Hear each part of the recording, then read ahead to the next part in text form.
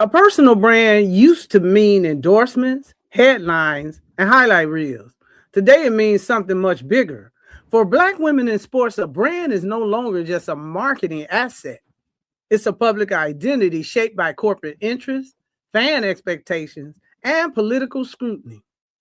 The same brand that elevates you can also confine you, scripting your voice, disciplining your image, and narrowing the lanes you're able to walk in. When the world treats your identity as a political statement before you even speak, your brand becomes a contract you never fully signed, but are always held to.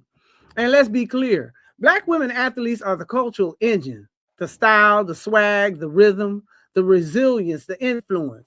That's the export. That's the demand. That's the leverage. But institutions love the culture more than they love our freedom. They'll amplify your braids, but police your voice. Celebrate your dominance, but punish your disruption. Reward your advocacy, but only if it doesn't threaten access, power, or profit. That's the trap. When you're branded to inspire but not lead, to influence but not to challenge, to represent progress but not to demand it. So in 2026, we shift because fans are no longer passive consumers. They are co-creators of the narrative. The power dynamic is changing. The advocacy can't just live in corporate boardrooms or press statements. It has to live in the hands of the community, the fan base, the scholars, the activists, the cultural commentators, and yes, the people who buy the jerseys and show up in the arenas. Fan advocacy and activism in 2026 isn't a trend.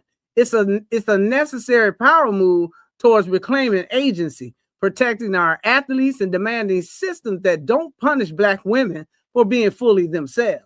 The future isn't about fitting into a brand box.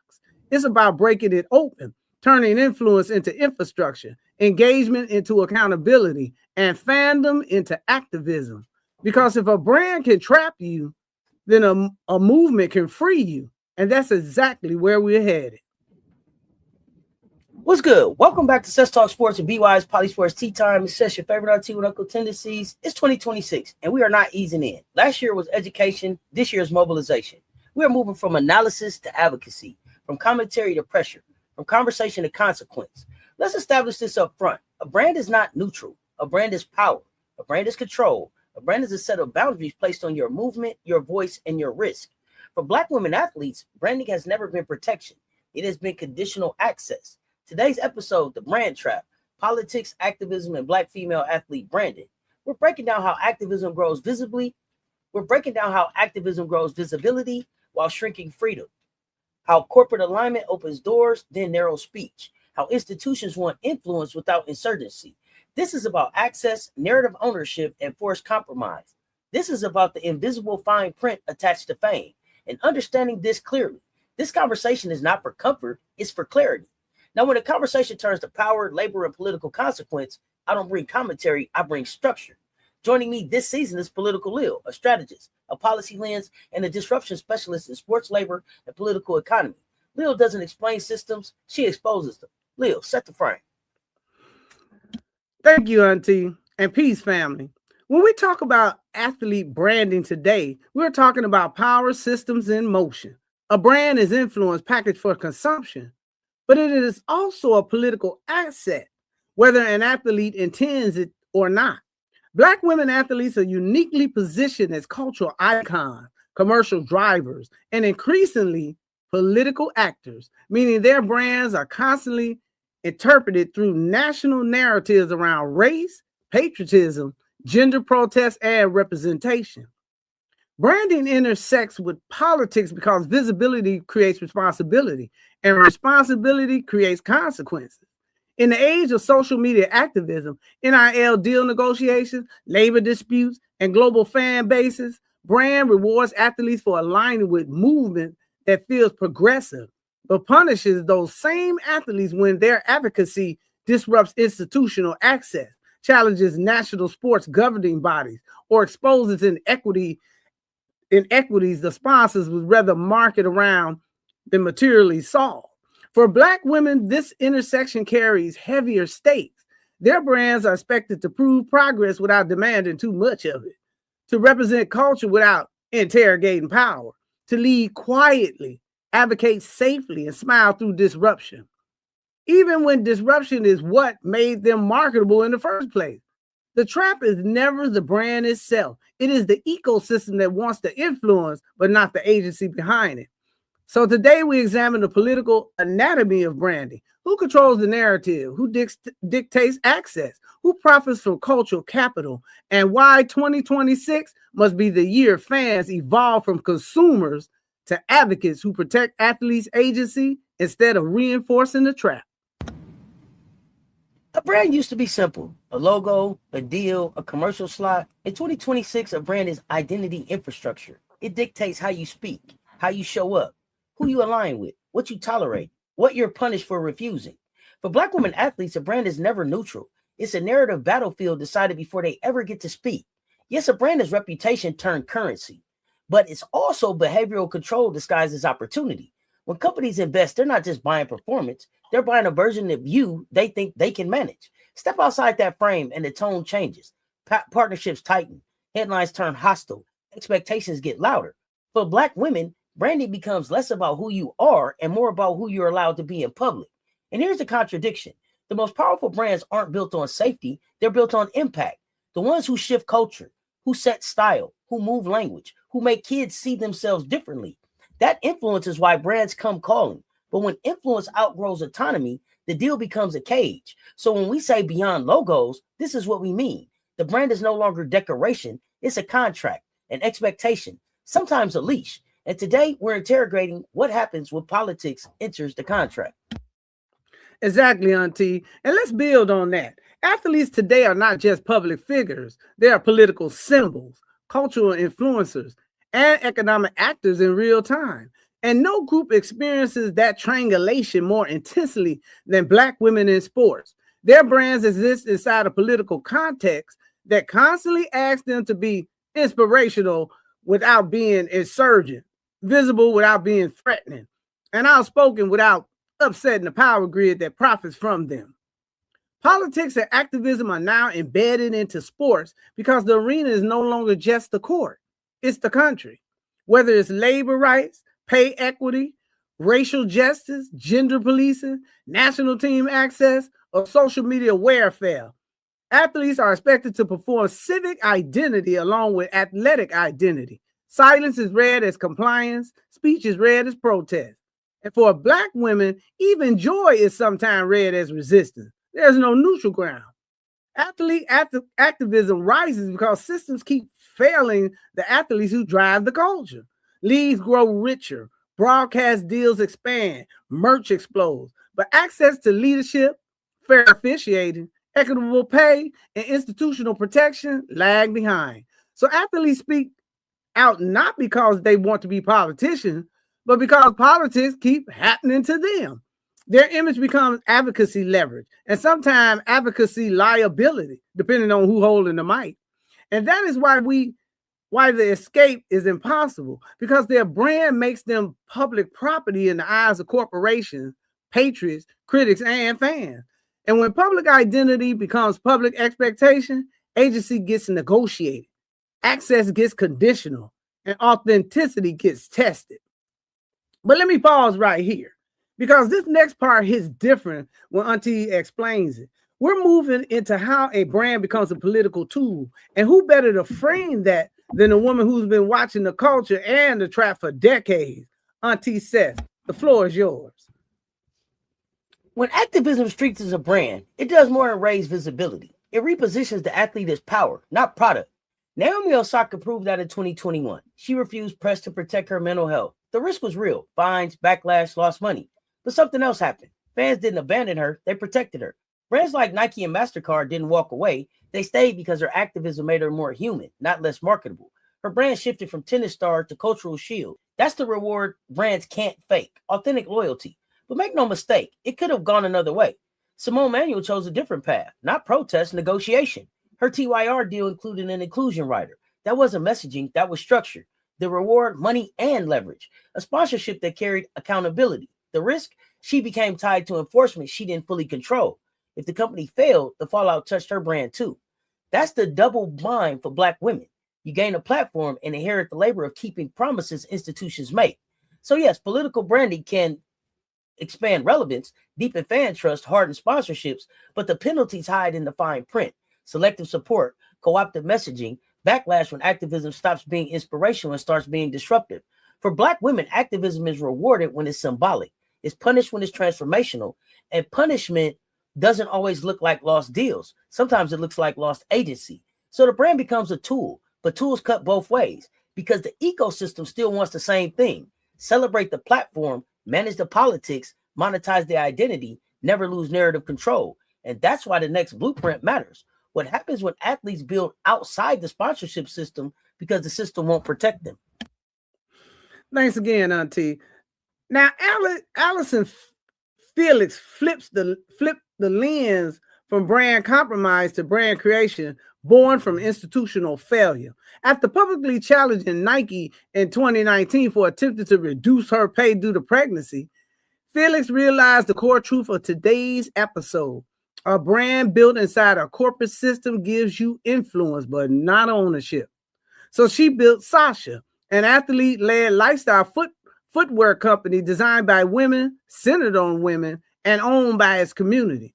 This wasn't activism used to enhance a brand partnership. This was activism that forced a brand exit and ignited a brand invention. The reward here is different from Osaki or Manuel. Felix gained something rarer than sponsorship loyalty, economic autonomy, and narrative authorship. Sasha allowed her to commercialize her lived experience without asking permission, softening her message for corporate comfort or negotiating access for activism alignment. But the risks were entrepreneurial instead of institutional. Market skepticism, funding barriers, consumer bias against women-led sports brands, and launching into an industry dominated by giants with global supply chains and billion-dollar ad budgets. Her activism gave her a story, but building Sasha requires scaling a movement into an economy. And that's the key distinction. Osaki and Manuel used their platforms to push brands to respond to activism. Felix used activism to push herself out of the brand response cycle entirely. Her brand became a political tool because she weaponized her experience into a new economic model, not a corporate partnership. The lesson for 2026 advocacy is this. When institutions profit from your identity but limit your freedom, the evolution isn't compliance, it's infrastructure ownership. Because the future of Black women athlete branding won't be decided by who stands by us when we protest, but who loses their leverage over us when we stop having to ask them to. Let's be honest. A brand can free you or it can bind you.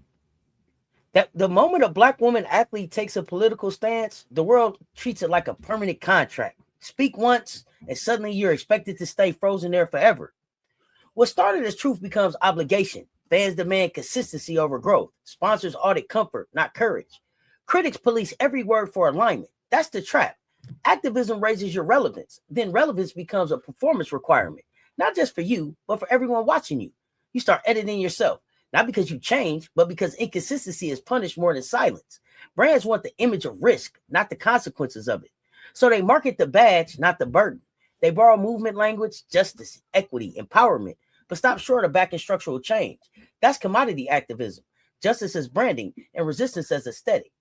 The athlete becomes the face for the cause, but never the force behind it. And that's when the brand stops feeling like leverage and starts feeling like surveillance.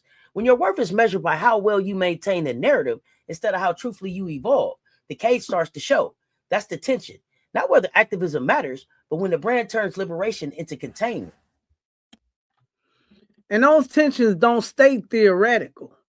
They hit hard in real lives and real livelihoods. Once an athlete becomes expected to stay on message, any deviation, even thoughtful evolution, can be met with backlash from fans who feel betrayed or sponsors who feel uncertain. Companies don't like unpredictability. They like logos that sell and narratives that don't erupt into controversy. So if an athlete views evolve, or if they speak about something outside the approved frame, corporate comfort zones shrink, and so does the athlete's commercial space. That leads to limitations on future political expressions. Athletes internalize this. If I speak out on this issue, can I still feed my family? Can I still be invited to platforms that matter? Will I be seen as too political to market? These are questions no athlete should have to ask, but they do, because brands have become gatekeepers, not cheerleaders. And when companies fear controversy more than they support courage, the athlete is left negotiating with her own conscience. Finally, there's the risk of economic backlash. Sponsors may claim support for social causes in public, but when push comes to shove, when profits could be affected, loyalty can evaporate. That's when athletes find that the very brand that lifted them can walk away when the stakes feel too high. It's not always explicit. It isn't always public, but the consequences is always the same. Financial vulnerability marketed as brand opportunity. So is the branding liberating or limiting? Today, we're going to peeling back that positive headline to ask, whose freedom is the brand really serving? Is it the athlete's agency or the corporate's predictability that profits from her passion? That's what we'll explore next as we look at agency, access, and the cost of speaking truth to power. Let's ground this tea time with real names, real moves, real consequences. Because branding and politics don't collide in theory, they collide in practice. Naomi Osaka didn't just win matches, she shifted athlete power. When she stepped away from press to protect her mental health, she risked fines, backlash, and legacy narratives. Instead, brands stood with her because fans stood with her. Her brand evolved from tennis star to cultural authority, rooted in wellness, honesty, and self-preservation. That's activism amplifying relevance. But the risk was real. Lost tournaments, hostile headlines, and global scrutiny. That's the tension. Simone Manuel played the game differently. She embedded politics into the contract. Her deal with TYR included an inclusion writer, accountability in writing, not vibes. That's branding as leverage, not symbolism. Allison Felix went even further. She stopped asking brands to change and built her own. Sash wasn't just a response to a maternity discrimination. It was an exit from dependence. Ownership became protection. And then there's the WNBA Social Justice Council, not individual branding, collective power. When players spoke together, activism became institutional, not optional. That's when branding stops being personal and starts carrying weight. These examples show the full spectrum: voice, leverage, risk, consequence. This is what political branding looks like when it's real, not just visible, but binding. And if we widen the lens even more, we see movements like Say Her Name, adding depth to why Black women athletes feel compelled to speak out. When systemic violence against Black women goes ignored by mainstream platforms, athletes don't just compete in silence. Their visibility becomes a megaphone. The brand then becomes a political signal, not just a commercial vessel. Fans see silence as complicity, and audiences expect these voices to address both the triumphs and the traumas that define their communities. But that expectation can be both empowering and burdensome. On one hand, these athletes become cultural leaders, their brands infused with meaning that transcends sports. On the other hand, when you're expected to represent not just a team or a league, but an entire community's pain and resilience, the brand starts to feel like a 24/7 news cycle your body never signed up for. That's why conversations about agency, access, and protective solidarity matter. Because when brands take on social voices, the world listens. But the world also demands consistency, clarity, and labor without always giving space for evolution, rest, or nuance. Let's talk about timing. It's 2026 and authenticity is no longer optional. It's demanded, consumed, and monetized. Brands aren't chasing Black women athletes just for wins anymore. They're chasing cultural gravity, voice, reach, meaning. But here's the catch. They want justice language without justice disruption. Activism that feels branded, not activism that rebrands the system. That's the tension. The same authenticity that makes you a cultural icon can also become the filter that limits your mobility. In 2026, fans expect truth. Sponsors expect consistency. Institutions expect compliance. Those expectations collide. Black women athletes are forced to balance cultural honesty with commercial safety in real time.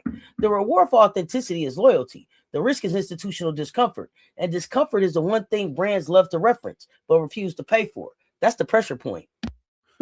Exactly, Auntie. And here's the trap inside the tension. Brands don't actually want all authenticity. They want the profitable parts of authenticity. They will amplify messages that align with broad public consensus, feel non-confrontational, and test well with consumers. But when the advocacy threatens national governing bodies, exposes labor inequities, or challenges patriotism narrative, suddenly the mic gets quieter. This is what cultural critics identify as selective amplification, when a brand borrows the aesthetics of justice, but not the politics of accountability.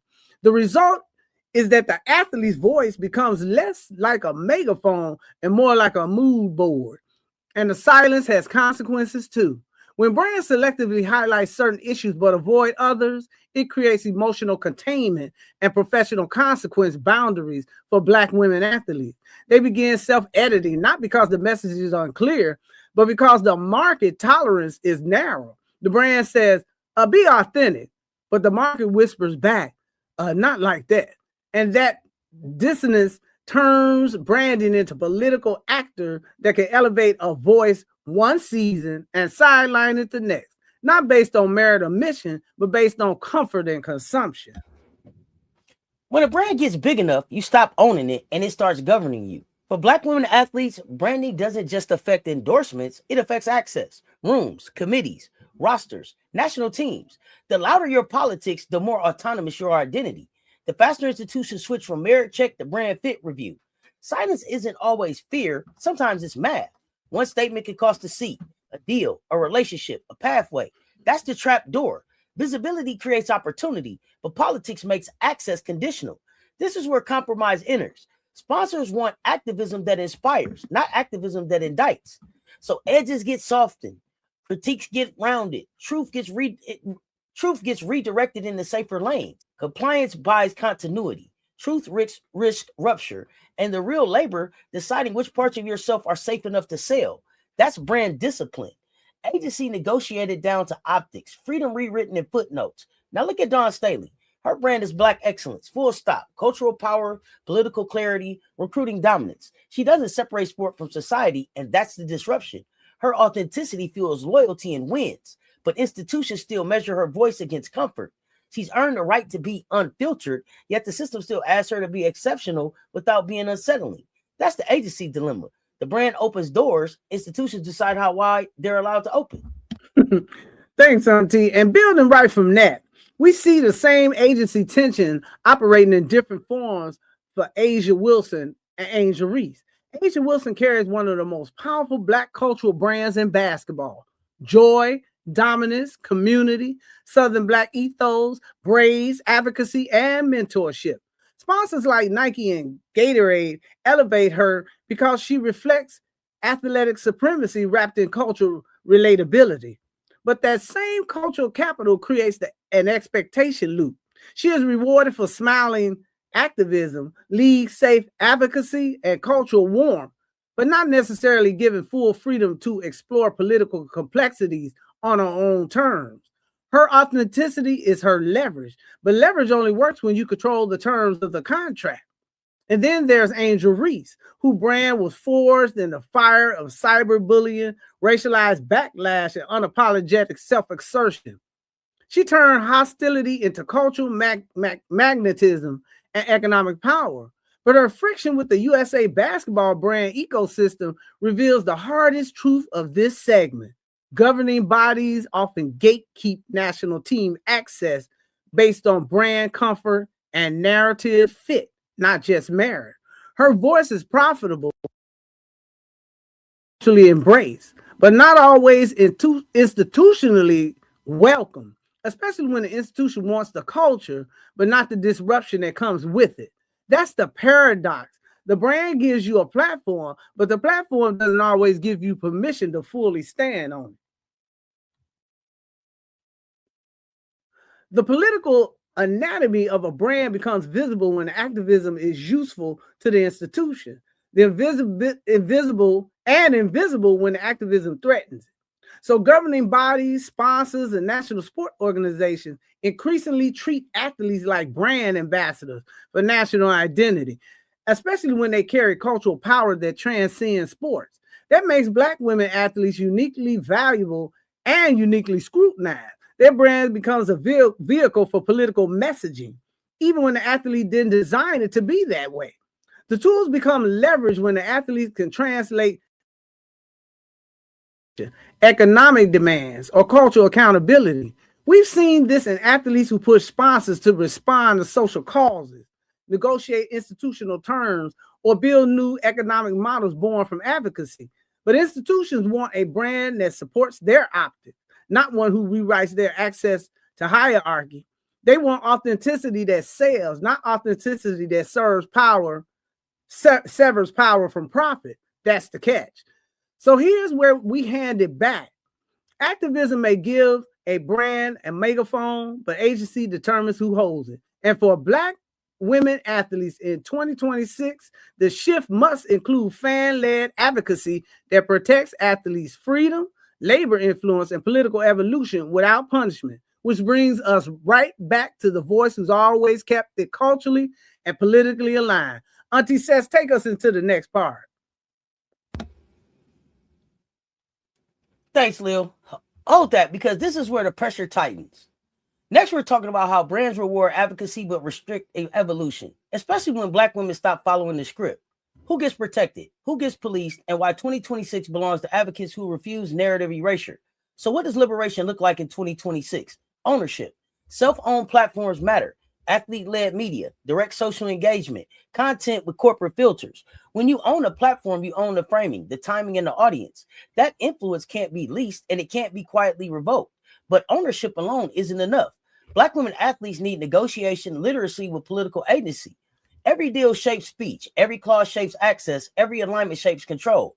Know the mechanics so activism expands your brand instead of shrinking your freedom. And institutions don't get a pass. We need sponsors who back alignment, not optics. Structural investment, not slogans. Support that holds when the message gets uncomfortable. Because when athletes, fans, and sponsors align around truth, the brand stops being a cage and becomes leverage.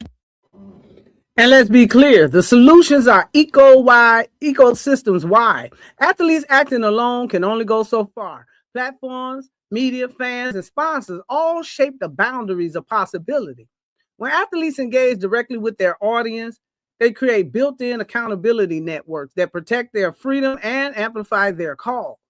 This isn't theoretical. It's how modern activism scales in sports, media, and culture. But education and awareness matter. Knowing your value as a cultural and political actor allows Black women athletes to make strategic choices about partnerships, public statements, and visibility.